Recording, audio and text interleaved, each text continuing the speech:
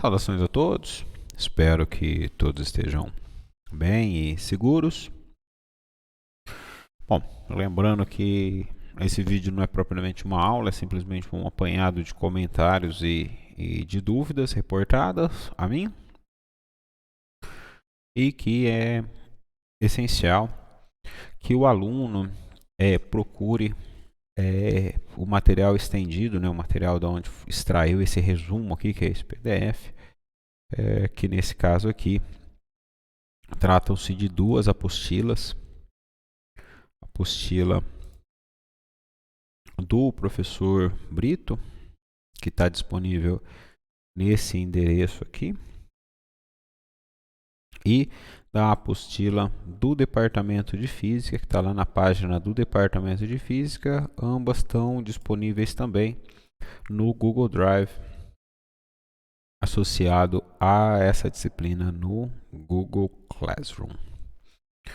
Então, vamos lá, aquela converseira toda, né? Não dê like, não comente, eu não quero ser um youtuber. Nossos propósitos aqui são simplesmente usar a ferramenta YouTube como um meio de aprender, ou melhor, um meio de discutir assuntos de interesse para a disciplina de uma maneira compatível com a maioria dos dispositivos que os alunos dispõem. Então, vamos começar hoje. A gente vai falar de erro. E muitos autores acreditam que a palavra erro não é uma palavra muito adequada. E espero que até o final desse vídeo fique claro porque primeiro que muita gente diz que é incerteza, né? O termo correto seria usar incerteza, porque toda vez que você vai realizar uma medida física, você tem uma incerteza associada. Ou essa incerteza está relacionada com a menor divisão do seu instrumento de medida, ou com algum método, algum aparato que você tenha montado, ou no caso pode estar relacionado com o que eu prefiro chamar de erro mesmo, né? Que é a questão de estar com erro sistemático. E aqui eu vou discorrer. E vocês podem se perguntar nesse momento, mas por que você está falando de erro se alguns livros não gostam dessa terminologia erro, né? Prefere usar o termo incerteza? É porque vocês vão encontrar várias referências na internet, acredito que até um material maior, sobre tratamento de erros, propagação de erros, do que tratamento de incertezas, propagação de incertezas. Então, eu acredito que tendo um entendimento, a gente consegue encontrar o material correto, lembrando que tem algum material que está disponível também no Google Drive, que eu extraí da internet, ou PDFs livres, né, que estão disponíveis nos sites das editoras ou dos autores. Então, vale a pena esse ponto, eu comentar esse ponto só para a gente justificar o porquê que eu usei esse termo. E lembrando que toda vez que você realiza uma medida, sempre existem fontes de erro, a gente vai mencioná-las aqui, ou fontes de incerteza, que interferem nos valores que são obtidos, gerando uma incerteza experimental ou um erro experimental. Tá? Mesmo que você faça uma medida bastante cuidadosa, seja uma pessoa que tem uma boa habilidade manual, faz tudo com muito cuidado, sempre a gente vai ter uma incerteza associada, que vai estar relacionado com o instrumento que a gente está usando, porque cada instrumento tem a sua precisão, né? Se vocês olharem multímetros atrás, vocês vão ver que eles trazem qual que é a precisão que está sendo, muitas vezes no manual, né? Os equipamentos trazem essa precisão, cronômetro, qual que é a precisão do cronômetro e tudo mais. Que por isso que é importante também, quando for reportar num relatório Vale a pena colocar o aparelho que você está usando, um cronômetro, um modelo, marca, tudo mais, mas isso é assunto para um próximo conteúdo, mas que você tem. Aí você vai falar assim, mas uma régua, como que a gente faz com uma régua? Com a régua a gente acaba usando como a nossa incerteza, a metade da menor divisão, considerando que a hora que a gente olha, a gente muitas vezes não consegue precisar muito bem se está mais à esquerda, mais à direita, de duas divisões, né, uma medida. E por isso a gente assume metade da menor divisão como algo razoável, mas que a gente vai discutir mais detalhes com o desenrolar da disciplina. Então, a gente pode classificar os erros por dois tipos, né? Erros sistemáticos ou erros aleatórios. Os erros sistemáticos, eles são provenientes de fontes que são identificáveis. Então, normalmente a gente consegue identificar esse erro e até corrigir. E esse é um tipo de erro que interfere na exatidão da medida, né?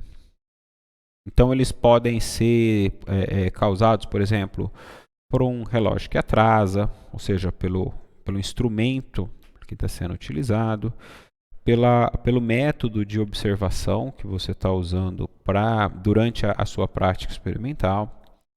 Então, aqui o exemplo da apostila de medir o instante da ocorrência de um relâmpago pelo ruído do trovão associado. Então, você tem uma diferença aí. Por questões de efeitos ambientais, então, às vezes você tem uma régua metálica e você está sobre condições de temperatura ou muito baixa ou muito alta e ela dilata ou se contrai, coisas desse tipo, ou simplificações que você vai fazer mesmo no modelo, porque às vezes você está trabalhando com um modelo que é um tanto quanto complexo e você precisa simplificar no momento de fazer suas medidas. Uma das principais tarefas, nesse caso de erro sistemático, é identificar e eliminar o maior número possível de fontes de erro sistemático. Então, sempre convém ter instrumentos bem calibrados, e aí até remete à importância do que foi o conteúdo do nosso último vídeo, quando a gente menciona sobre o metro padrão, e ter esse sistema de referência, comparação quilo padrão, para que a gente possa comparar nossos instrumentos de medida e validar eles, certificar eles como precisos. Então, a outro tipo de erro que a gente tem são os erros aleatórios. Então, os erros aleatórios são flutuações na medida que a gente está fazendo. Essas flutuações elas podem ser para cima ou para baixo, por isso que a gente chama de erros aleatórios, e elas afetam a precisão da medida. Então, só para citar algumas fontes, nós temos, por exemplo, o método de observação, então, o julgamento do observador. Uma das coisas que vocês podem tomar como exemplo, aqui nesse caso, quando você coloca água em um copo, por exemplo, se você olhar por cima ou por baixo do nível da água, isso pode te causar uma certa imprecisão. Você pode ter algum problema visual. Eu tenho, por exemplo, uma divergência de foco. Então, quando eu vou fazer esse tipo de medida no copo, por exemplo, eu preciso fechar um olho, deixar meu olho dominante, e aí eu venho na altura do nível da água para ver certinho essas coisas, ver certinho onde que está esse nível em relação a uma escala graduada e coisas desse tipo. Você pode ter flutuações que são do ambiente, que fogem do seu controle. Então, se você está fazendo um experimento que envolva corrente elétrica e você tem oscilações, né? Você está com o seu aparelho ligado na tomada, mas você tem oscilações que você não... da sua corrente elétrica e variação de tensão, variação de corrente, que você não consegue controlar, ou seja, uma rede que não consiga estar bem estabilizada para o experimento que você está fazendo, isso é algo que te gera uma flutuação ambiental. E esses erros aleatórios, o que acontece é que eles podem ser tratados estatisticamente a fim até de serem determinados. Aí é que a gente vai entrar na incerteza associada na nossa medida. E aqui tem um ponto que é bastante importante, é que quando você vai fazer uma medida, uma prática experimental, que em geral você não faz uma única medida. Você vai fazer um conjunto de medidas a fim de conseguir calcular as médias, ou seja, o seu valor médio daquela medida, a fim de refinar aquela medida que você está fazendo e inclusive de poder fazer uma propagação dessas incertezas, ou seja, a propagação dos erros que estão associados àquela medida, a propagação das incertezas associadas àquela medida, que é parte importante para realizar a apresentação dos dados, né? Porque você só pode apresentar o seu resultado da média até onde você tem o seu primeiro algarismo de incerteza, né? Se você duvida daquele valor, se você duvida de um determinado número, os números que seguem, vamos supor que você tem 1,25, 1,256. Vou colocar assim. Se você duvida desses 5, entendeu? Com certeza você duvida do próximo número também. Então, só para ilustrar a importância de você fazer um correto tratamento das incertezas a fim de apresentar o resultado final. A gente vai discutir isso, não ainda nesse vídeo, mas nos próximos vídeos a gente vai discutir isso com bastante calma, com bastante cuidado, para que a gente possa fazer relatórios com uma adequada apresentação das medidas realizadas e da incerteza. Hoje é, vamos dizer assim, a parte introdutória da introdutória da introdutória. Então vamos lá. Então, por exemplo, se a gente for tentar fazer uma ilustração, erros sistemáticos, por exemplo, eles podem gerar a condição que está sendo apresentada aqui no primeiro círculo. Vamos fazer um retângulo aqui. Que é você ter uma boa precisão, né, mas uma baixa exatidão. Porque se tem, vamos supor, uma régua mal graduada, então ela sempre... você consegue ter uma precisão, né? Todas as suas medidas estão em torno de um ponto, mas que difere por essa sua régua estar mal graduada, ela difere do que é o valor que você deveria obter.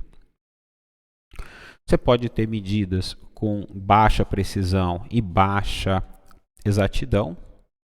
E o que a gente gostaria de ter, sempre em todas as medidas experimentais, é uma medida com alta precisão, né, em torno do instrumento bem calibradinho e tudo mais, sem erros sistemáticos, e com uma alta exatidão também, você não ter uma dispersão muito grande dessas medidas a fim de minimizar a sua incerteza. Lembrando que essa figura foi extraída da apostila do professor Brito, então os méritos a ele, excelente figura, muito bem ilustrativa da situação. Então eu vou pegar aqui e dar um exemplo prático desse erro sistemático que eu estou mencionando, até para a gente pensar um pouquinho a respeito do assunto. São duas réguas promocionais que eu ganhei. É de um estabelecimento aqui da cidade, que eu não sei ainda se está aberto ou não nesses tempos de pandemia, mas que eu acabei pegando duas réguas e eu tive a curiosidade de colocar as réguas uma sobre a outra, né, para avaliar o espaçamento. Aqui é uma régua centimetrada, né, as divisões são em centímetros, e que eu tive a pachorra, vamos dizer assim, de colocar, de coincidir, né, duas extremidades dessa régua. E aí eu amplio aqui para vocês. E como dá para ver, eu acho que fica mais evidente. Eu vou colocar um triângulo aqui para gente. Acho que aqui, né? Aqui, acho que é assim. Visualiza melhor. Aqui a gente consegue ver que existe uma diferença, né?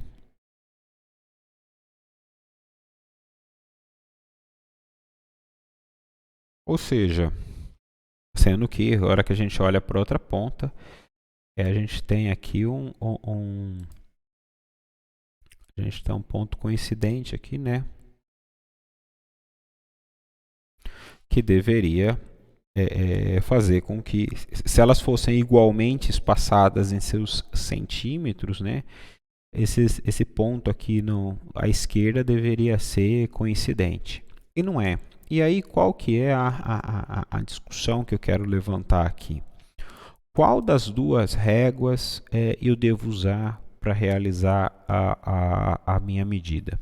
Bom, se eu tenho um sistema de referência, eu tenho um metro padrão na minha casa, ou se eu tenho uma régua muito boa na minha casa, eu posso usar como referência e conseguir diferir qual que é a que foi dessas réguas promocionais azulzinhas aí, qual que foi impressa errado e qual que tem a menor dificuldade, o menor erro, né? Mas claro, se eu tenho uma régua que eu tenho confiança nela, eu vou usar essa régua, eu não vou usar essa régua que está aqui. Mas ainda assim, eu posso efetuar essa medida com uma dessas réguas, e o que isso deve gerar é um erro sistemático, que talvez depois, quando a gente tiver acesso a uma régua bem graduada, a gente consiga corrigir ou não. Por isso, gente, quase sempre eu gosto de recomendar no curso, no primeiro dia de aula, quando as aulas eram presenciais, que, se possível, que o aluno pudesse adquirir uma régua, mesmo que fosse uma régua pequena, mas uma régua boa, né? Que seja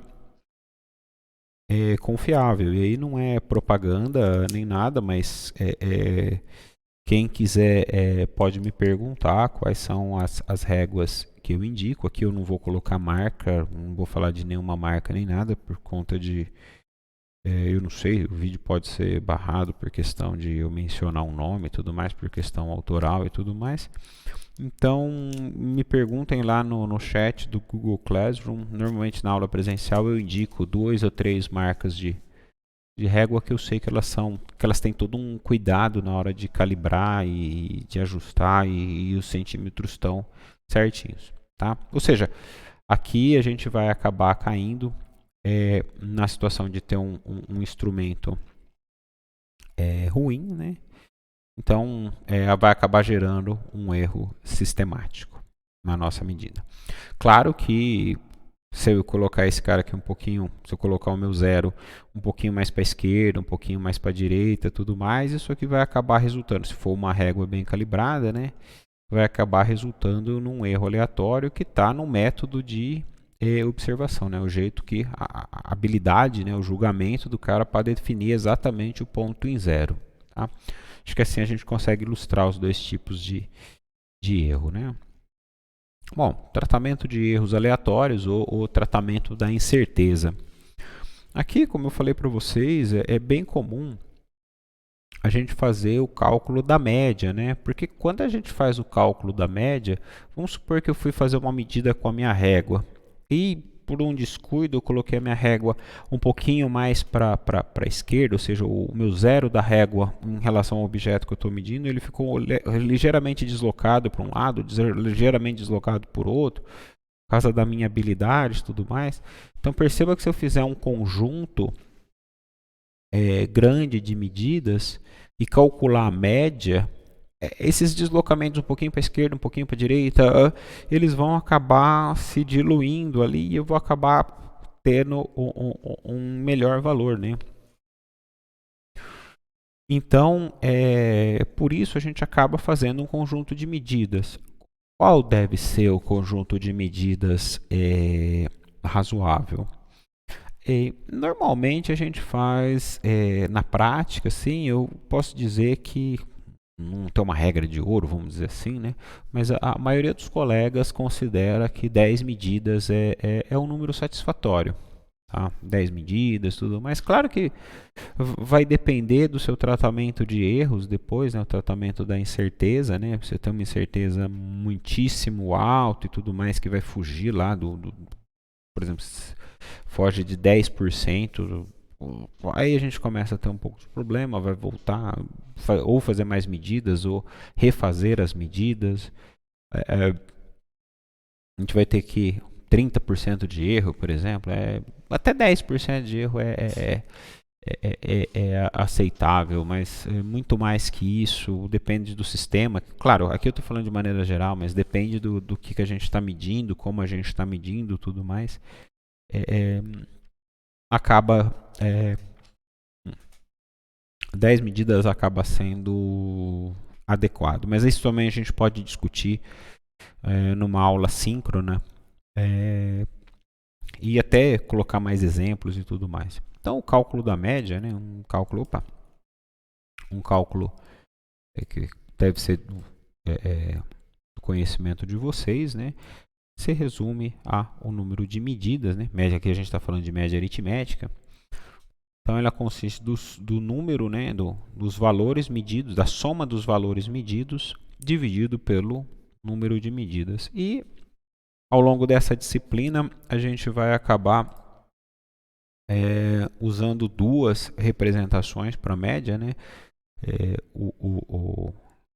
A média dos valores que a gente está medindo, por exemplo, que eu chamei de x, com uma barrinha em cima, representa a média, ou entre os símbolos de menor que, maior que, né, para representar a média também.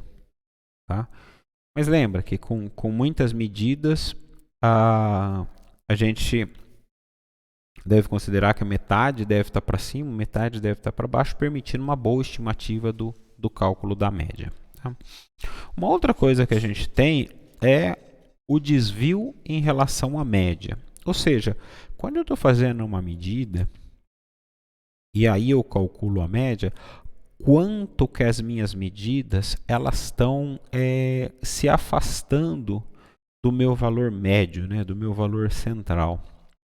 Para isso, o que a gente acaba fazendo é calcular. A gente vai usar esse delta x aqui, né, para representar ao longo dessa disciplina o desvio em relação à média.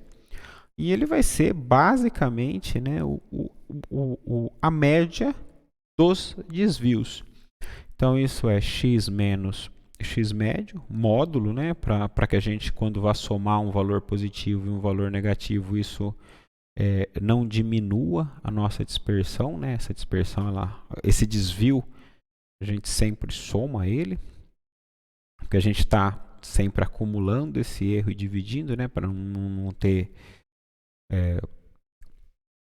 uma subtração aqui, para que essa medida seja adequada, e aí a gente calcula, soma então todos esses desvios e divide pelo número de medidas.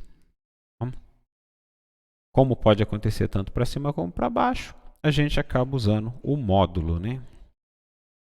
Essas duas barrinhas representam o módulo, que significa que a gente sempre pega o valor positivo. Menos aqui, a gente sempre vai pegar o valor positivo.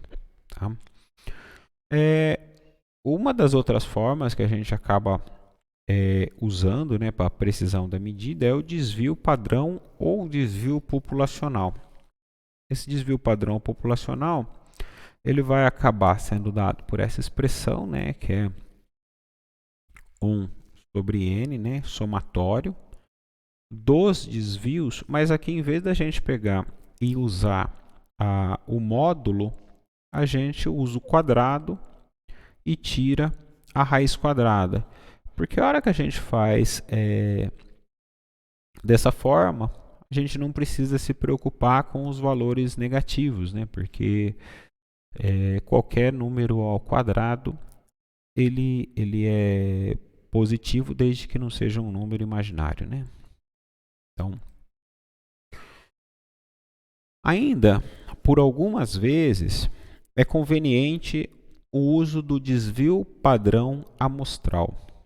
É, o, tem alguns livros que recomendam fortemente nas medidas de laboratório que você faça um grande número de medidas. Né? Alguns sugerem que você deve usar esse desvio padrão amostral quando você tem um número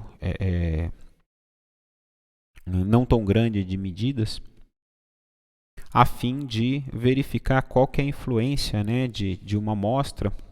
Ou seja, em vez de você fazer a sua suposta média, né, dividindo por n, você vai fazer essa divisão por n menos 1. Ah, e qual que é a vantagem disso? A vantagem é que como você está dividindo por um número que é menor, né, isso vai fazer com que você tenha um intervalo de até 68% de probabilidade do valor medido, da ocorrência do seu valor medido. Ou seja, é como se você aumentasse ligeiramente a sua incerteza para garantir que o seu valor medido, né, onde você tira a média, que está caindo dentro daquele intervalo. Ainda assim, em geral, não é comum a gente apresentar nessa forma, né, como está a equação 3 e a equação 4. Em geral, o que a gente acaba fazendo é apresentando esses desvios na forma de usar o quadrado, que aqui inicialmente eu vou chamar de variância, depois a gente vai poder discutir temas como covariância, desse tipo. Por enquanto eu quero manter tudo muito simples. Tá? Que estão sendo dados pelas expressões 5, né? Covariância populacional, quando a gente usa o número de amostras para normalizar, e da variância da amostra, né? Quando a gente usa o número de amostras menos 1. E aqui lembra que a variância vai ser dado o valor quadrado. Bom, o que eu gostaria de fazer? Nesse momento, muita gente simplesmente faz a substituição direta dos valores aqui na expressão. Mas muita gente se confunde com ir substituindo valores e tudo mais. Então eu vou apresentar para vocês aqui a forma como eu aprendi quando eu ingressei no curso de Física, que é o conceito de usar uma tabela para manter as coisas organizadas e como que eu uso essa tabela para extrair vamos dizer, o parâmetro que eu quero calcular. Então, aqui eu estou exemplificando uma situação onde foram feitas 5 medidas, né? Então, eu anotei na minha tabela ao longo do meu experimento que eu fiz a medida 1, medida 2, medida 3, medida 4 e medida 5. Aqui eu coloquei só 5 medidas porque eu queria ilustrar de uma maneira rápida, né? Na prática, já falei, seria mais legal fazer um conjunto maior de medidas, 10 medidas e tudo mais. A minha primeira medida me deu um valor 10 de alguma unidade, de alguma coisa que eu estou medindo. Lembra que mais lá para frente eu vou discutir essa questão de tabelas, deve conter unidade e tudo mais. Aqui é só um exemplo numérico. Minha primeira medida foi 10, segunda 12, terceira 8, quarta 9 e a quinta 10. Então, se eu for calcular minha média aqui, ela vai acabar sendo, né, 10 mais 12 mais 8 mais 9 mais 10. Opa! Tudo isso dividido pelo número de medidas que eu tenho, dividido por 5. Se eu efetuar essa conta, essa soma vai me dar 49 dividido por 5 e vai ser igual a 9,8. Então, a minha média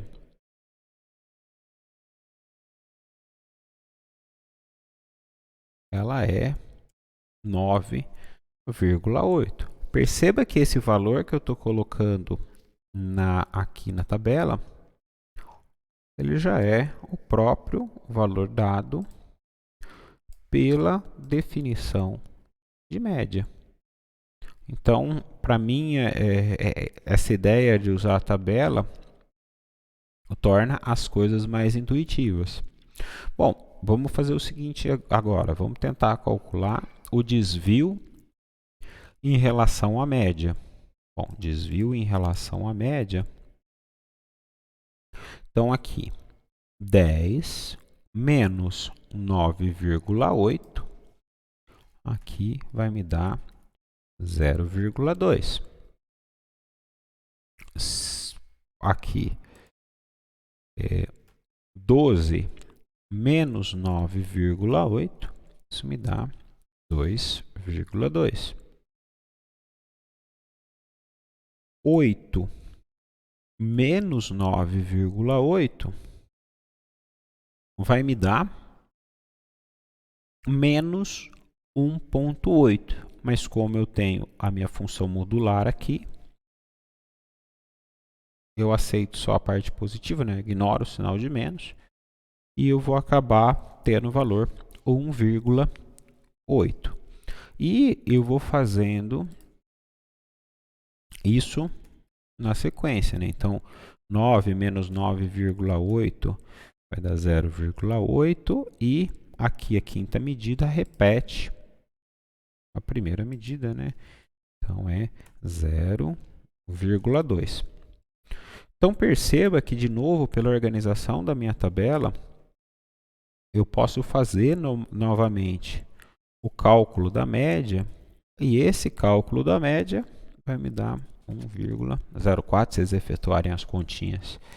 Eu fiz as contas aqui rapidinho e deu isso. E esse valor 1,4, perceba que foi a somatória de tudo.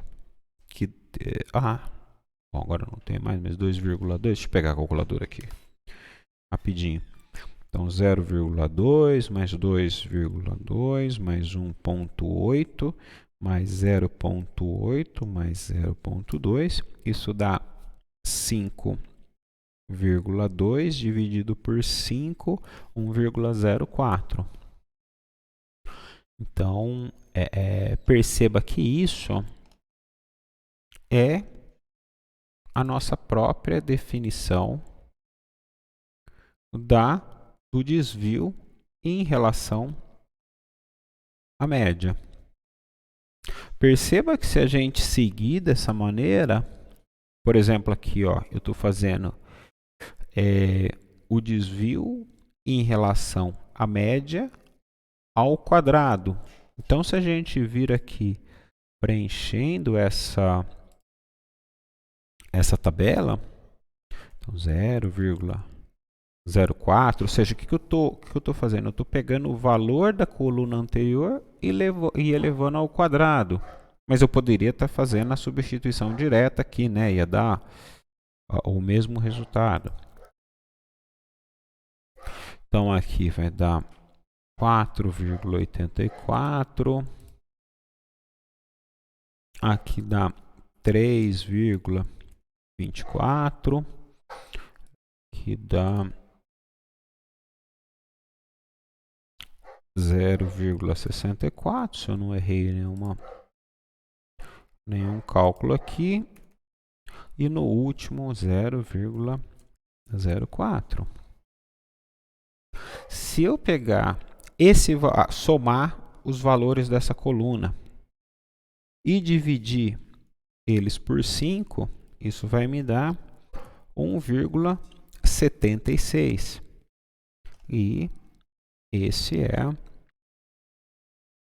a própria definição que eu tenho do meu desvio padrão ou do meu desvio padrão populacional. Ou melhor, em vez desse aí, em vez dessa expressão 5 aqui. Mas eu quero não a variância populacional, eu quero a variância da amostra. Ok, basta, em vez de fazer no meu exemplo a divisão por 5, fazer uma divisão por 4. Então, me pareceu bastante oportuno colocar aqui como que essa organização por tabelas nos ajuda a organizar os dados, caso a gente não tenha tido uma prática experimental prévia em relação ao cálculo dessas médias e desses desvios. Então, o que eu tinha para esse vídeo é isso. Eu fico à disposição para dúvidas, para questionamentos. Caso alguém queira discutir algum ponto em específico, me manda um e-mail ou comenta no Google Classroom. A gente marca uma reunião pelo Google Meet e tudo mais. E eu espero que assim, dessa maneira, a gente possa caminhar bem nessa disciplina, tirar o máximo de proveito numa situação de distanciamento social e que todos consigam aprender o máximo. Então, fico à disposição e até a próxima.